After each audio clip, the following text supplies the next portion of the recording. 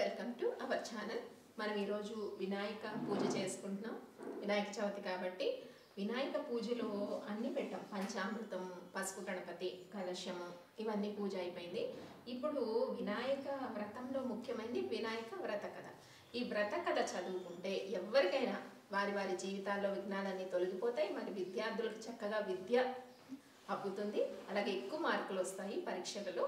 ఎవరికైనా కూడా జ్ఞానం సంపాదించాలి. ఇంకా మనం అందరం విద్యార్థులే కాబట్టి విద్యని అభ్యసించాలి. జ్ఞానాన్ని ప్రపంచంలో అభ్యసించాలంటే ముందుగా మనము గణపతికి పూజ చేయాలి. మరి ఏంటో తెలుసుకుందామా? గణపతికి కదా చక్కగా చదివి తెలుసుకుందాం. శ్రీ అఖిలాండ కోటి బ్రహ్మాండ నాయకుడైన భగవంతుని సృష్టి విశేష మాకు భారతదేశంలో చాలా కాలం పూర్వము చంద్రవంశానికి చెందిన ధర్మరాజు అనే రాజు జ్ఞాతుల వలన సిరి సంపదలన్నింటినీ పోగొట్టుకుని భార్యతోనూ నలుగురు తమ్ముళ్లతోనూ కలిసి వనవాసం చేయించు ఒకనాడు నైమిసారణ్యముకు వెళ్ళాడు. అక్కడ సౌనికాది ఋషి ప్రముఖులు అనేక పురాణ రహస్యాన్ని బోధించుచున్న సూత మహాముని దర్శించి నమస్కరించి, అయ్యా, మేము మా దాయాదుల చేత దగాపడి ధన కనక వస్తు వాహన రాజ్యాధికారములన్నింటినీ పోగొట్టుకొని ఉన్నాము. ఈ కష్టములన్నిటి గడిచి మా రాజ్య వైభోగములు మరలా మాకు లభించుటకు గాను ఏదైనా సులభమైన వ్రతాన్ని ఉపదేశించండి అని ప్రార్థించగా సూతుడతనికి వినాయక వ్రతము చెయ్యి అని ఆదేశించి ఇలా చెప్పసాగాడు. ధర్మరాజు ఒకానొక సందర్భంలో శ్రీ కుమారస్వామి కైలాసవాసి అయిన పరమశివుణ్ణి సందర్శించి, తండ్రి, మానవులు ఏ వ్రతం చేయటం వల్ల సమస్తమైన విద్య విజయ వైభవాలు పుత్ర పౌత్రాది వంశాభివృద్ధి పొంది అన్ని కోరికలను తీరిన వారై సకల సౌభాగ్యములతోనూ పొందుతారు, అటువంటి వ్రతాన్ని చెప్పవలసింది అని కోరాడు. అందుకు సమాధానంగా శివుడు, నాయన కుమారస్వామి, సర్వ సంపత్కరము ఉత్తమము ఆయుష్కమార్థ సిద్ధి ప్రదము అయిన వినాయక వ్రతం అనే ఒక వ్రతం ఉన్నది. దీనిని భాద్రపద శుద్ధ చవితి నాడు ఆచరించాలి. ఆ రోజు ప్రాతకాలాన్ని నిద్ర లేచి స్నానం చేసి శుభ్రత అంతా కూడా పాటించి నిత్య కర్మలు నెరవేర్చుకుని తమ శక్తి మేరకు బంగారంతో గాని వెండితో గాని కనీసం మట్టితోనైనా విఘ్నేశ్వరుణ్ణి బొమ్మ చేసి తమ ఇంటికి ఉత్తర దిక్కులో పండ్లు గాని బియ్యం గాని పోసి ఒక మండపాన్ని నిర్మించి అష్టాదళ పద్మనేర్పించి గణేశ్వర ప్రతిమను ప్రతిష్ఠించి శ్వేత గంధాక్షిత పుష్ప పత్రాదులతో పూజించి ధూప దీపాలను వెలగగా నేరేడు చెరకు మొదలైన ఫలమును ప్రత్యేకముగా కిరువది ఒకటి ప్రకారము నివేదించి నృత్య గీత వాద్య పురాణాదులతో పూజను ముగించి యథాశక్తి వేద విధులను విప్రులకు దక్షిణ తాంబూలాలిచ్చి బంధుజనాలతో కలిసి నూనెను ఉపయోగించకుండా నేతితో చేసిన వివిధ భక్ష భోజ్యాదులను భోజనం చేయాలి. మరునాడు ఉదయం స్నాన సంధ్యలు పూర్తి చేసుకుని అనంతరం పునః పూజ చేసి సఖ్యాసును సారంగా గణపతిని మంజీ కృష్ణాజిన దండకములో లోపవీతమ్ములనిచ్చి ఇతర బ్రాహ్మణులు దక్షిణ భోజన తాంబూలాదులతో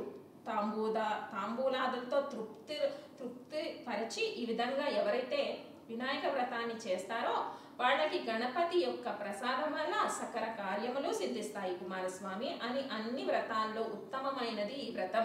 త్రిలోక ప్రసిద్ధమైన దేవముని గంధర్వదులందరి చేత ఆచరించబడింది సుమా అని చెప్పాడు. ఈ విధంగా షణ్ముఖునికి శివునిచే చెప్పబడిన ఈ వ్రతాన్ని నువ్వు కూడా ఆచరించు అని చెప్పాడు. ధర్మరాజా, నువ్వు ఈ వ్రతాన్ని చెప్పినట్లయితే నేను తప్పనిసరిగా ఈ వ్రతాన్ని చేసినట్లయితే తప్పనిసరిగా శత్రువులను జయించి సమస్త దుఃఖాలను పొందుతానడంలో సమస్త సుఖాలను పొందుతానడంలో ఏ సందేహం లేదు. గతంలో విదర్భ యువరాణి దమయంతి ఈ వ్రతం చేయడం వల్లే తన ప్రేమించిన నల మహారాజును పెంటాడగలిగిందట.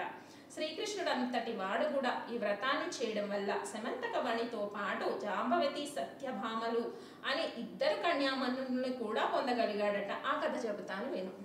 సమంతకోపాఖ్యానం. సత్రాజిత్తుడనే రాజు యొక్క భక్తికి మెచ్చి సూర్యుడు అతనికి సమంతక మణిని ప్రసాదించాడు.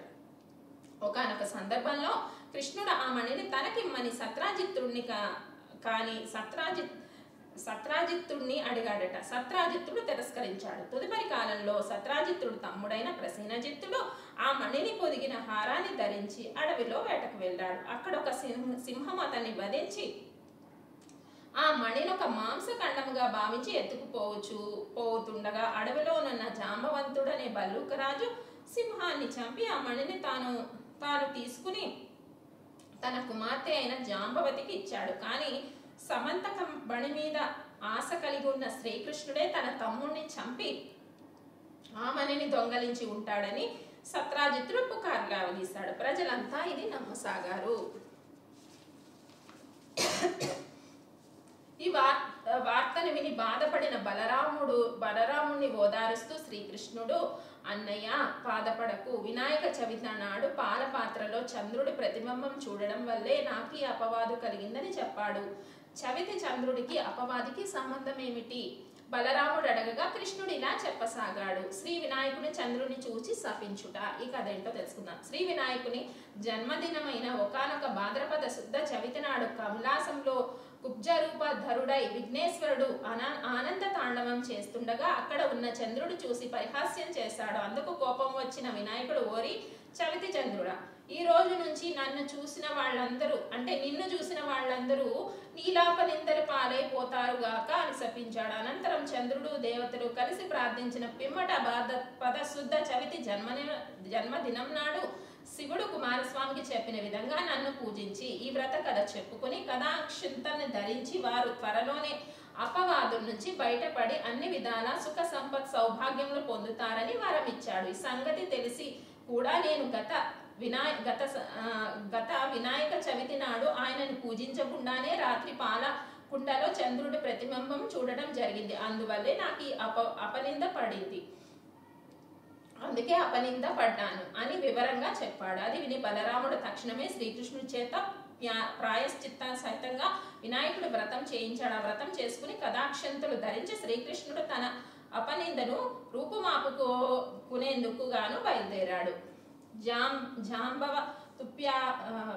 జాంబవతి సత్యభామ పరిణయము ఇదేంటో చూద్దాం కదా. ఆ విధంగా శ్రీకృష్ణుడు సరాసరి ప్రసేనజిత్తుడి దగ్గరికి వెళ్ళి అడవికి వెళ్ళి అక్కడ అతని మృత కళేబరాన్ని దాని చెంతనేనున్న సింహపు అడుగు జాడల్ని చూసి వెళ్ళంటే వెళ్ళి జాంబవంతుడి జాడలు తెలుసుకుని ఆ గృహలో ప్రవేశించాడు. జాంబవంతుడు తన కూతురు జాంబవతి ఆమె యొక్క క్రీడాలోలకి కేళీకుదుడై కట్టివంది సమంతకమని దానిని తీసుకోపోయిన కృష్ణుడి జాంబవంతుడు నిరోధించాడు. ఇద్దరికి పెద్ద యుద్ధం జరిగింది. జాంబవంతుడు ఓడిపోయాడు. సమంతకమణితో పాటు తన కూతురైన జాంబవతిని కూడా శ్రీకృష్ణుడికి ఇచ్చి వివాహం చేస్తాడు. మణితో పాటు కన్యామణితో వరమిచ్చిన శ్రీకృష్ణుడు జరిగిందంతా చెప్పి మణిని సత్రాజిత్తుడికి ఇచ్చాడు. కృష్ణుడు అవమానించి నిందించినందుకు సిగ్గుపడ్డ సత్రాజిత్తుడు తా కుమార్తె అయిన సత్యభామను కూడా శ్రీకృష్ణుడికే ఇచ్చి వివాహం చేశాడు. ధర్మరాజా, మృతాసురుణ్ణి చంపినందుకు, ఇంద్రుడు గంగను భూమికి తెచ్చినందుకు, భగీరథుడు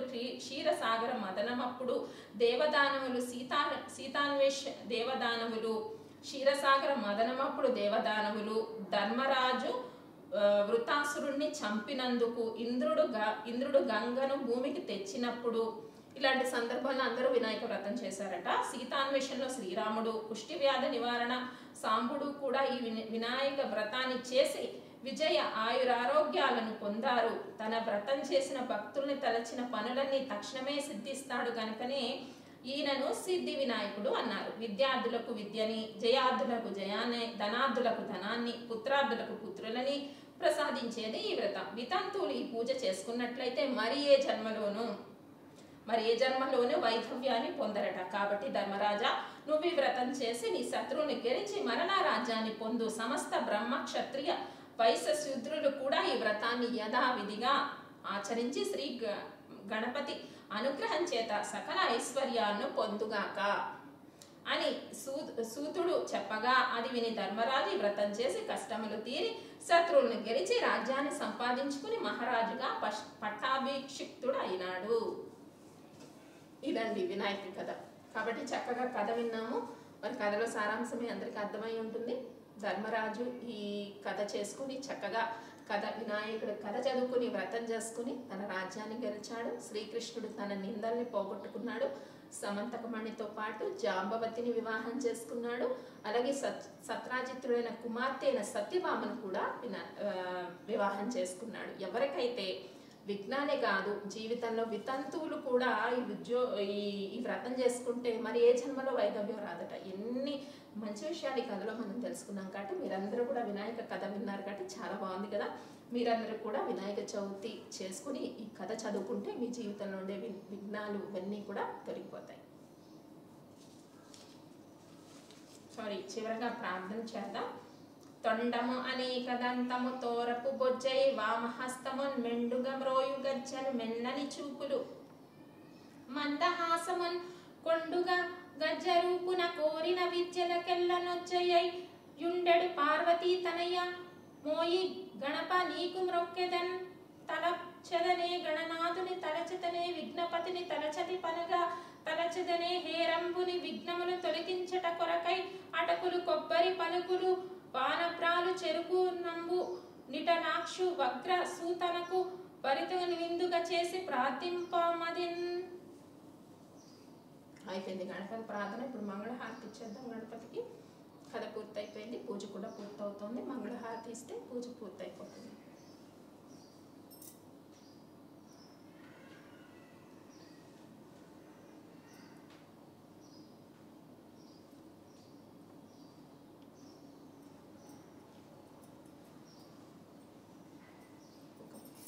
హారతి ఇచ్చిన తర్వాత పెట్టడానికి ఒక ప్లేట్ కావాలి.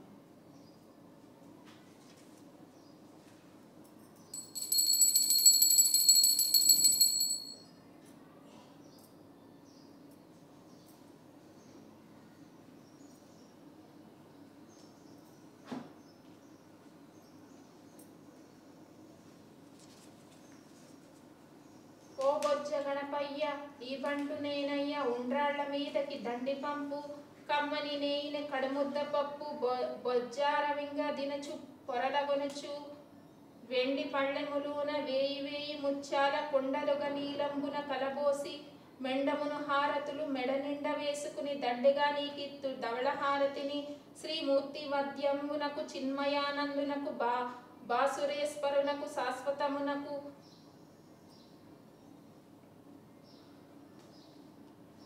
శ్రీ గణనాథునకు ఏకదంతమునెల్ల వరంబున బొగై తొండమున దొరకవు గొగు జోకులై మూషికము పొరదెక్కును భావ్యంగా దే గణపతికి నిపుడు చెంగల్వ చామంతి చెలరేగి గన్నేరు తామర తంగేడు తరచుగాను పుష్పజాతుల తెచ్చి పూజించి నిన్నిప్పుడు బహుబుద్ధి గణపతికి బాహుగాను.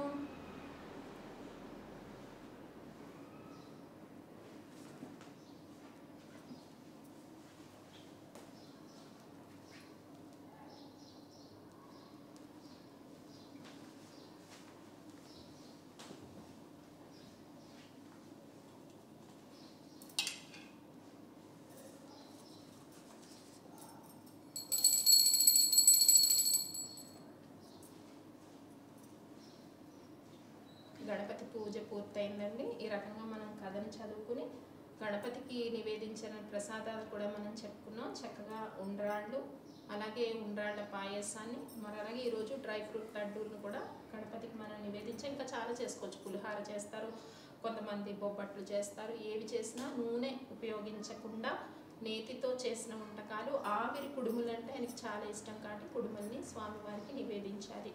కాబట్టి విజయవంతంగా గణపతి పూజ మనం పూర్తి చేసుకున్నాం. మన ఛానల్ ద్వారా మీరందరూ కూడా ఈ ఛానల్ని సబ్స్క్రైబ్ చేయండి.